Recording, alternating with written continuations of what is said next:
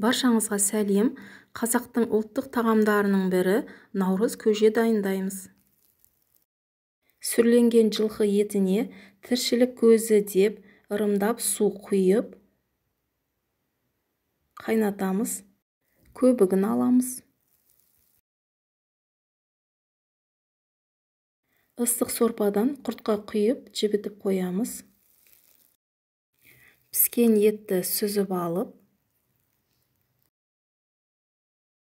елімізде тоқшылық болсын деп, дәнді дақылдардан бидай, жүгері қосып, дақылымыз жарылып, жұмсарғанша бетін жауып пісіреміз.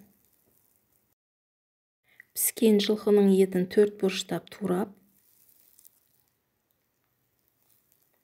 жүгері мен бидай піскеннен кейін, малымыз қоңды болсын деп етті саламыз.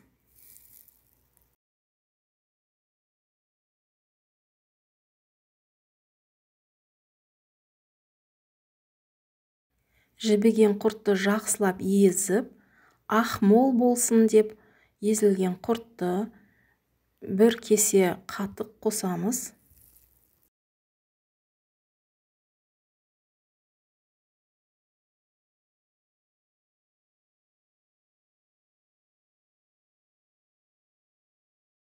Дәмі кіргізу үшін тұз қосып, дастархан майлы мол болсын деп май салып, бетін жауып пісіреміз.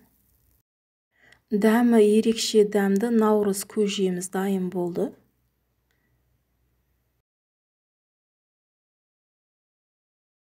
Кесеге тоқшылық болсын деп наурыз көжені толтырып құйып, сүрленген қазыны турап қоямыз. Жасап көріңіз, ас болсын.